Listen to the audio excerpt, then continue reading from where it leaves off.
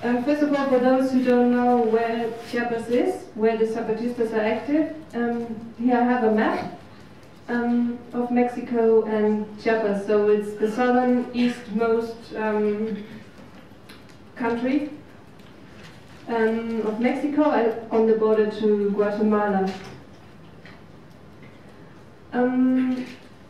So last year in July, presidential elections were held in Mexico.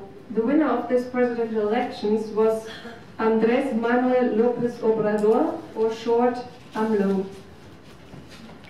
He was regarded in Mexico, or as we heard before, as a progressive person, as a great promising man who would do politics for the rich and the poor. We wonder how could this be possible. And he calls his project the Fourth Transformation. And thereby he puts himself, or he ranks himself in a series of great historical changes, which I pictured here. One of them is the first one is the War of Independence in Mexico, the second one is the Reform, and the third one is the Mexican Revolution.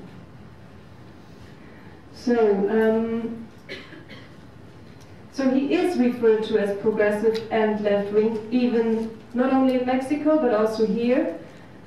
But his politics is nothing else but the continuation of the neoliberalist project. And hereby he focuses primarily on mega projects as a means of bringing about development to the poor, rural, and mostly indigenous regions of Mexico. Among the planned mega projects are the infrastructure projects called Tren Maya, a Mayan train, and the plan of the Isthmus of Tehuantepec. I will show you on the map. So on the left is the plan of the Isthmus, the Tehuantepec.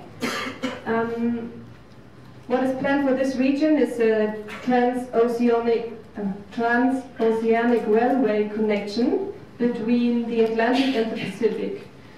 And it's a very high geostrategic significance, and we can refer to it as a kind of alternative Panama Canal. But not only this, also they want to attract more industry in this region around this railway line. By establishing a special economic zones. The other project, the Tren Maya, is kind of the favorite project of AMLO. It's supposed to link 15 Mayan sites. It's a 1,500 kilometers long railway line, and it's primarily uses for tourists and for freight transport. And of course this is not used or is not meant for the people living there. But this railway line is to pass through biosphere reserves as well as indigenous area or areas of the pueblos originarios, which of course must disappear or be cleared for this purpose. What AMLO did to legitimize this project is very perverse, you can say. He staged a Mayan ritual in which he asked Mother Earth for permission to build this project, to do this project. And I mean, this is part of the counter-insurgent strategy, no? That he takes some pueblos originarios and they represent the indigenous people, the pueblos originarios, and if they are on the side of AMLO, this is a means of dividing indigenous communities, of dividing pueblos originarios. But the Zapatistas responded on this in a very polemic, furious way. They said, if the Mother Earth spoke, she'd say, fuck off. Mother Earth doesn't speak, but if she did, she'd say clearly, no, go fuck yourself. That's not my words, that's the words of the Zapatistas.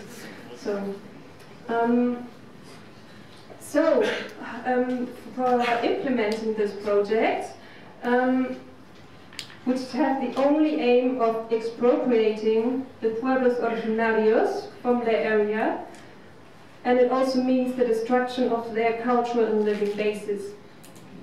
The aim is to commodify land and the resources it contains.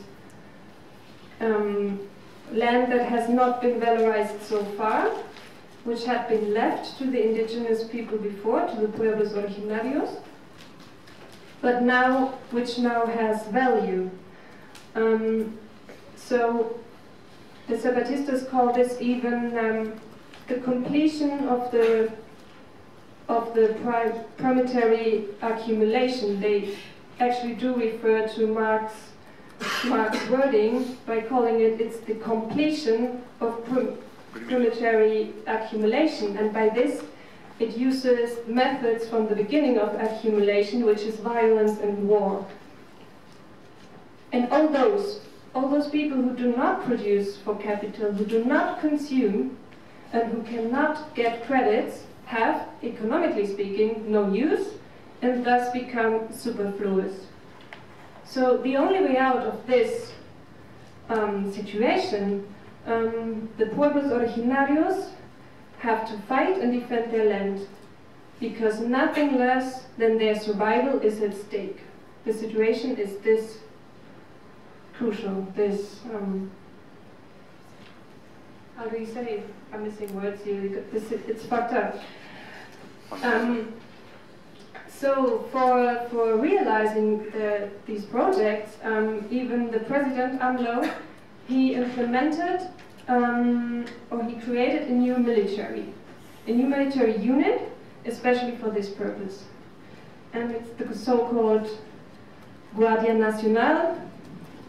Of course, he does it to say, to get rid of violence, to get rid of violence, you put more violence. I mean, it's logic. It's logical, but it's not. So this Guardia Nacional, to create it, he had to change several articles of the Mexican constitutions.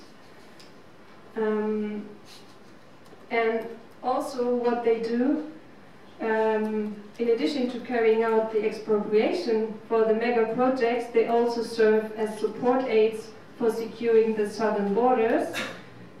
And this is this border is the first step of Donald Trump's favorite project, the wall between Mexico and the United States. So it's being built not only on the wall of Trump is being built both on the border between Mexico and the US and between Mexico and Guatemala. And so, according to this new geopolitical plans, the south of Mexico thus serves as kind of a bubble, a filter zone, to absorb or intercept migration flows from Central America. And those migrants who did make it through the first stage of the wall can then directly serve as cheap labor at the next piece of the wall, which is which are the special economic zones at the Istmo de Tehuantepec, one of the mega projects I mentioned before. So this is the situation, but how do the Zapatistas react on this? In August last year, they published a series of communiques, and they always have this dialectical method of first analyzing from big to small. They first analyze the world, then the continent, then the country, then the region, then local, and then they propose an initiative locally, and then spread it again to the region, to the country, to the continent, and to the world. So first they analyze the situation of the world, and they say the capitalist system, the capitalist patriarchal system, as dominant system in the world, now wants to transform the whole world in one single plantation, and elections don't bring about any change, because it's just changing the manager of the system, but not the system itself. So according to this, everything will be transformed into commodities, even the territory which was not interesting before, like the land, the territories of the pueblos originarios.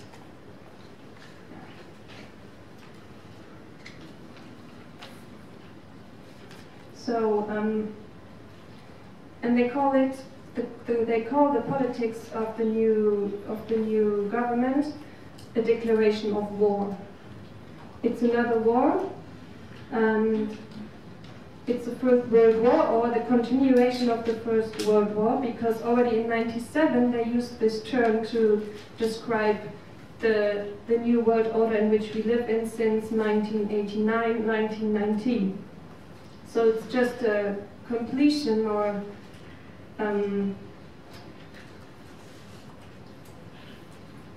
it's just a completion or a step further of their analysis.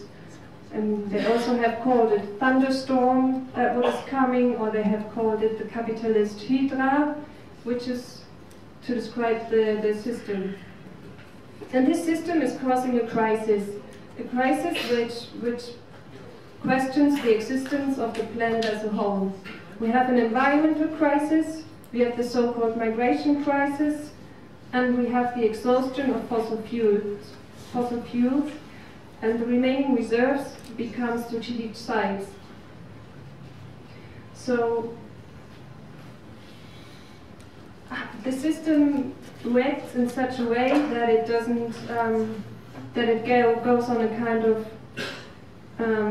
internal retreat, or kind of an anti-globalization, which is to say, or let's put it this way, that the fascist regimes, or the political right, serves as a kind of guarantor for this internal retreat. But this is only, it's like they describe it as a spring pulling back.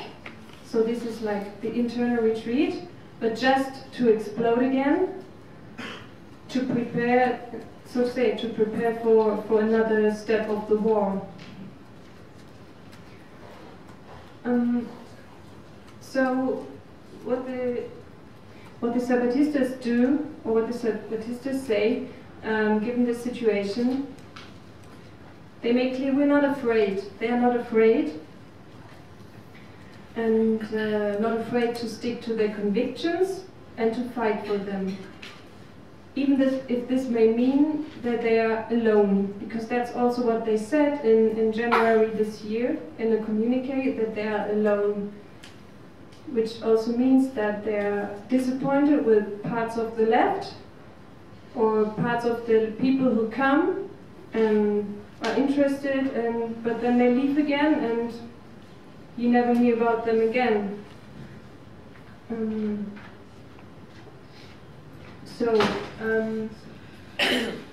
And they say, well, being alone and swimming against the tide is that's what we're used to. But Zapatistas don't give up, they don't sell themselves, and they don't give in. So they say, and now I will quote, and I will come to the concepts of rebellion and resistance.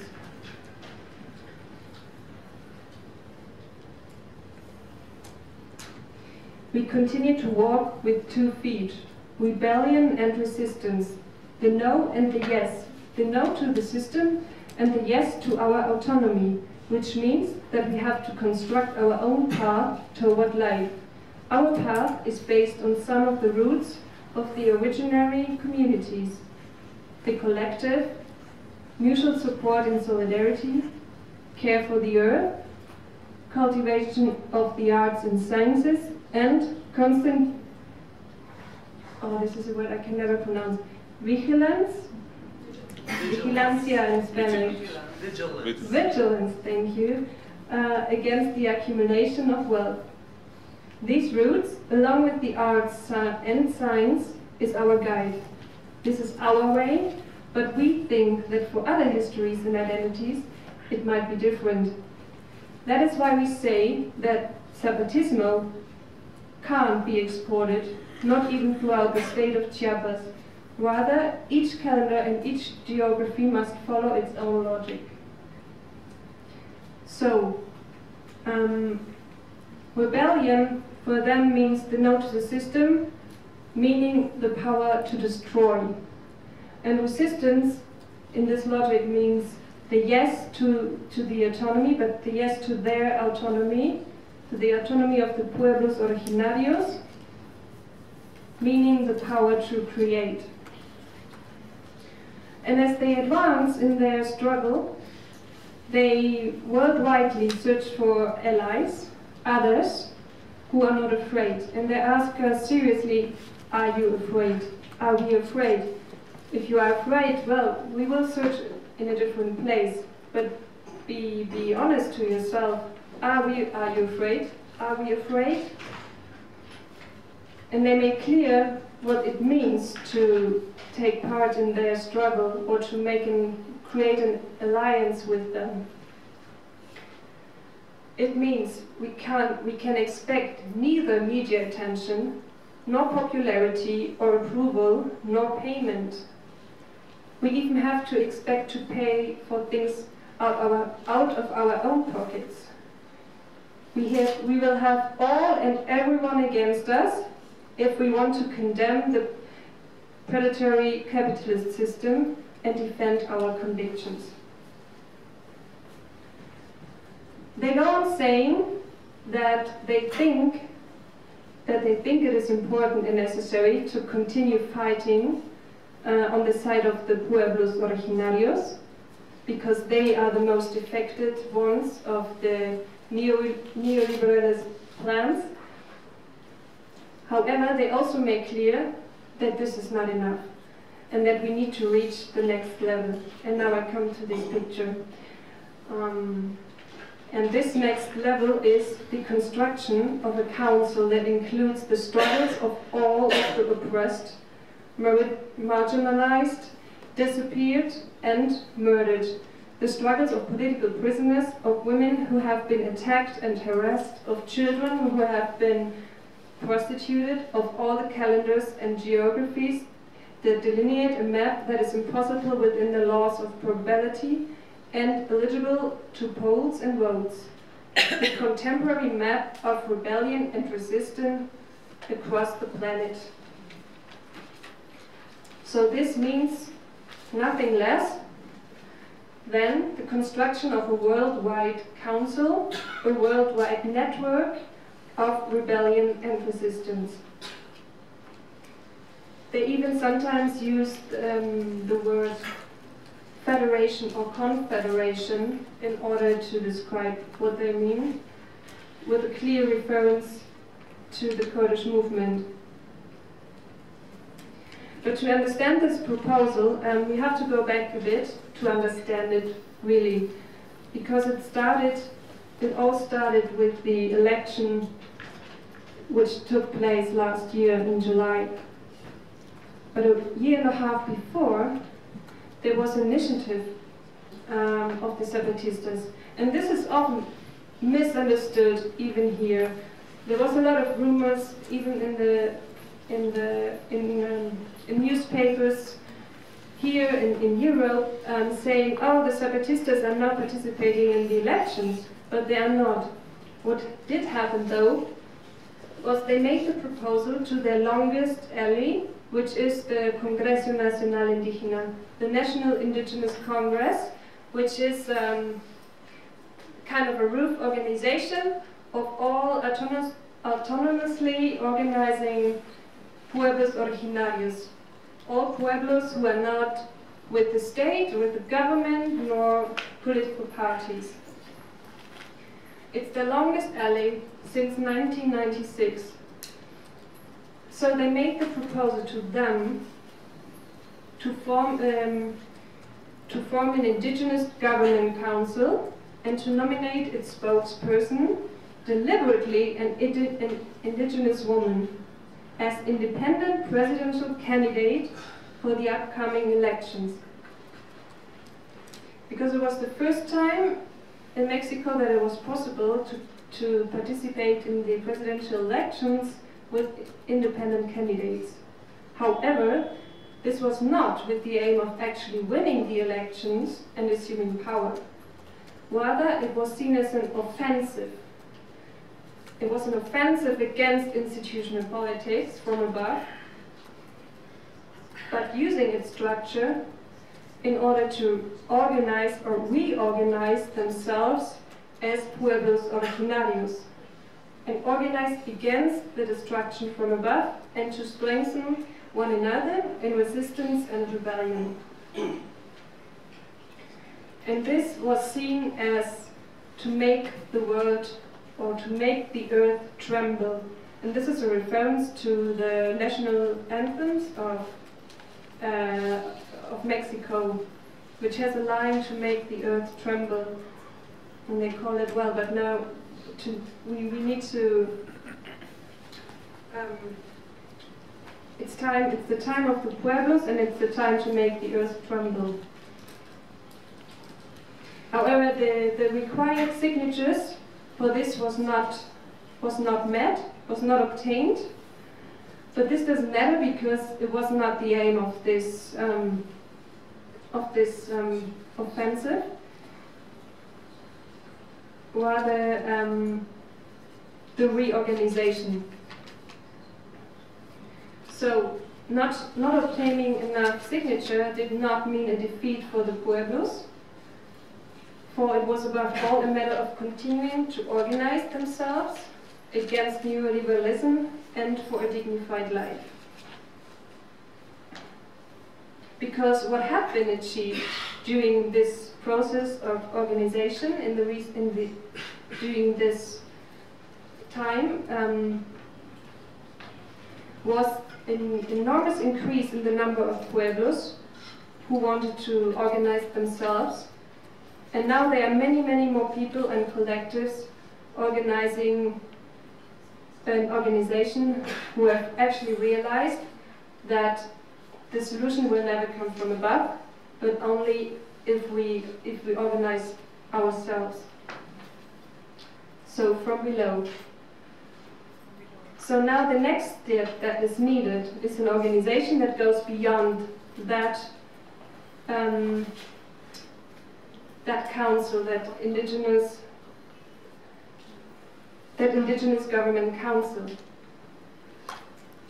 Because as this indigenous council, this indigenous government council has, and its spokesperson, Marie Chui, that's the spokesperson of the council, what they have said time and time again, that the horizon of our struggle is not marked by July 1st, 2018, which was the date of the elections, nor does it apply only to Mexico.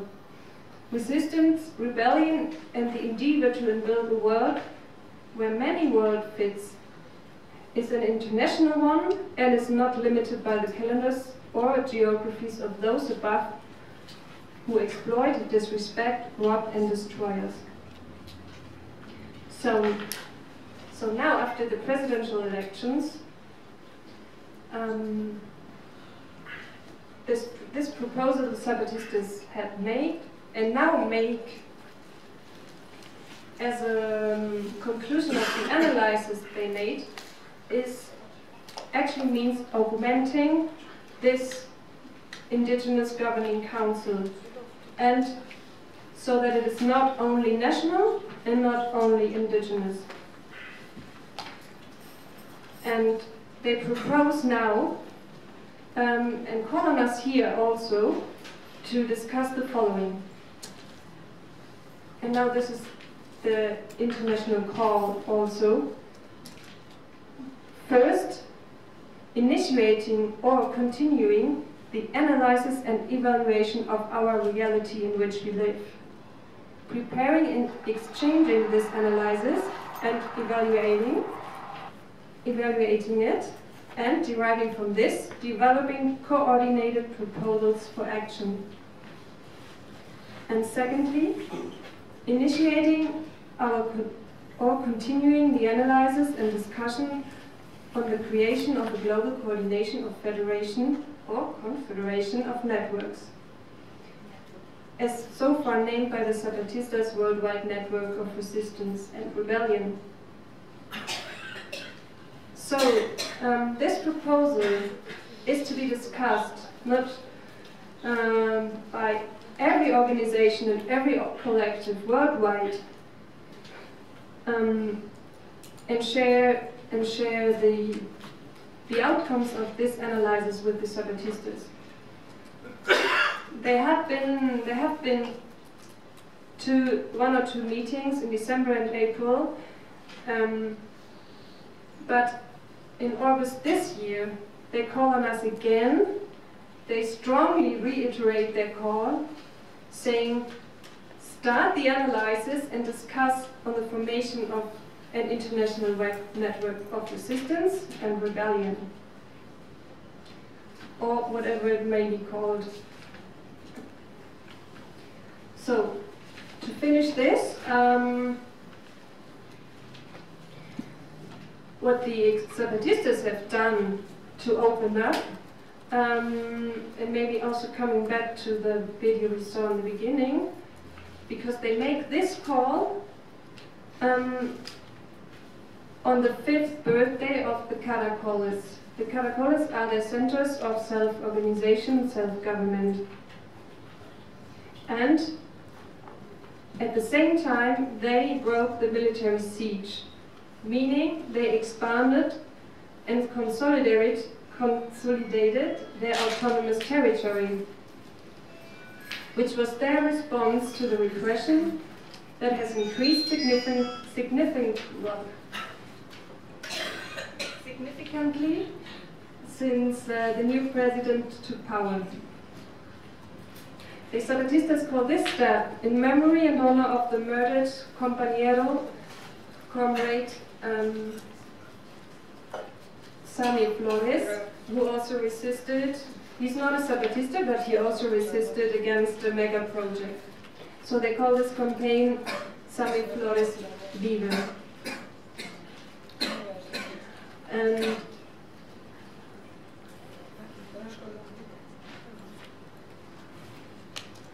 maybe first we'll show you a map of this new territory. As you can see here, like all the red area is the old territory, the red and the red-yellow area. So they have consolidated their presence here, plus they have new territory here. And they say clearly that this is the, well, they used to have 5 caracoles, and now they have 12. And they used to have 27 autonomous counties, and now they have 3 or 4 more. 4 more. And this is the result of years of silent, clandestine work, political organizing work, especially by women, because they are the ones, as they say, they are the ones who lead the way, who go by the side so that no one gets lost, and who go behind so that no one is left behind. On the other hand, it's also government policy itself that has led communities that were formerly supporting government or political parties to change their path and go over to rebellion. And so the Zapatistas have opened up, have amplified the area, and also have created these new centers. And the centers are new centers that they have also established, are called centers of autonomous resistance and Zapatista rebellion. So it's not Zapatistas centers of autonomous resistance and rebellion, but centers of autonomous resistance and Zapatista rebellion, and this reflects their opening up.